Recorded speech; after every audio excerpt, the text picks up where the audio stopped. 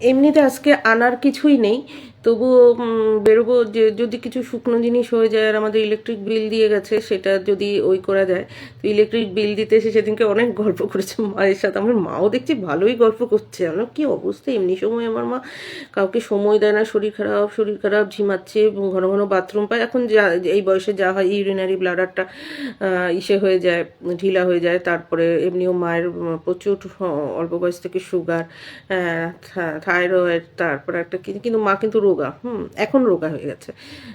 তারপরে কি জানি না আর কি কি থাইরয়েড, আর্থ্রাইটিসের তো মানে সে কি বাবা কি আর বলবো, মানে রক্ত পথে শুধু আর্থ্রাইটিসই কিলবিল কিলবিল করছে। তো সেই হিসাবে প্রচণ্ডই ডায়াবেটিক। কিন্তু দেখলাম ওর দাদাটার সাথে প্রায় ঘন্টাখানেক গল্প করলো। আমি আবার দাদাটার সাইকেল পাহারা দিয়েছি বাইরে, যে যদি কিছু হয়ে যায়।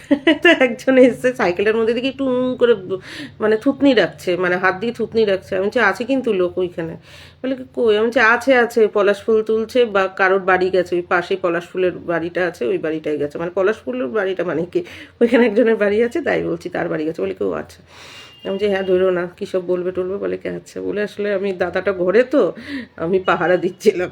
তারপরে আর দেখি আসলে ওনাকে আমি বলবো, আসলে উনিও ভাবতে পারিনি যে উনি গল্পে জমে যাবেন। উনি টিভি চালানো ছিল তো, যেদিন ওই যে মুকুল রায় মারা গেল সেদিন।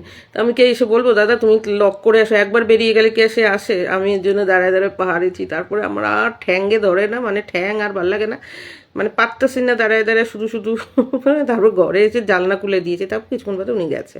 আজকেও দেখছিলাম পলাশ ফুল তুলছিলাম। মা ভালো কথা বলে কি, এতক্ষণ দাঁড়ালো ছেলেটা, আমি ওর নামটাই জিজ্ঞাসা করলাম। নাম যে মা আমিও তো জিজ্ঞাসা করিনি, আমি সব লিখিয়ে নিই, নাম ধাম না, মানে আমার উনি তো ইলেকট্রিকের ওই দিতে, ওই যে মিটার দেখতে আসে, সেই হিসাবে সব ওই করিয়ে নিই আমি, লিখিয়ে টিখিনি। কিন্তু জানার নাম জানার প্রয়োজনটা আমারও হয়নি কোনো সময়, মানে মাথাতেই আসি না। আমি বলছি হ্যাঁ, তো ওনার নাম জানার, নামটা, ফোন নাম্বারটা, কত কিছুতে দরকার হতে পারে, হ্যাঁ মানুষের সাথে মানুষের, হ্যাঁ যে সেটা তো করে নেওয়া যেতে পারতো। আমি তো মানে একদম ভুলে গেছি।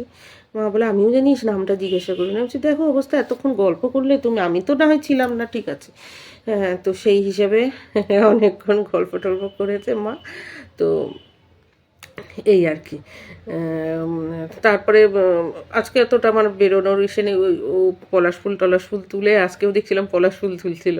আসলে এত সুন্দর হয়ে থাকে কমলা রঙ, আর পলাশ ফুলের কমলা রঙটা দেখেছো তো, খুব মিষ্টি, মানে একটা মানে হলদে রঙের ব্যাপারটা একটু বেশি, ছাড়টা কম, বুঝেছো? এত সুন্দর হয়েছে বাড়ির সামনে।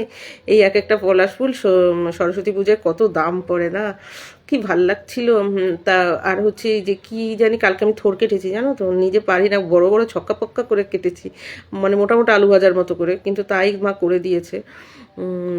মানে শুক্তোর মধ্যেও দিয়েছে কিছু, আসলে থোড়ের চচ্চড়ি হয় না, আবার থোড়ের তরকারি হয় রসুন ফোড়ন দিয়ে, সেটাও করেছে, ভাজা ভাজা যেটা, থোড় ভাজা যেটাকে বলে। কিন্তু এই বড় বড় করে কেটেছে, আমি অত কাটতে পারি না, তাতেই আমার আঙুলগুলি কেমন মানে কালচা কালচা হয়ে রয়েছে।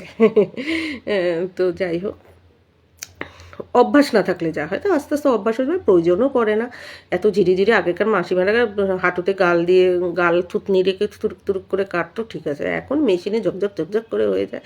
তো আমার বাড়িতে মেশিন মা আনতে দেয় না, ঠিক আছে, সে লাগে না অতটা। থোর টোর খাওয়া ভালো, নিজের গাছের থোর তো, এর জন্যই খেলাম, বাইরের গাছ হলে কিনতাম না, কিনতে মানে বাধ্য, মানে পারতপক্ষে অ্যাভয়েড করতাম, কারণ ওগুলি তো চাষের কলা গাছ, আর আমার নিজের বাড়িতে হয়েছে, চারার থেকে থেকে উঠছে, তো কী করে না খেয়ে থাকাটা উচিত না। তাও আবার বীজকলার গাছ, অনেকে নিয়ে যায় বীজকলাগুলো। সে মোচা বেরিয়েছিল তো, আমার বাড়ি যেদিন গাছ কেটেছে, ওই গাছ তো আর কাটেনি, অনেকে বীজকলা নিয়ে গেল।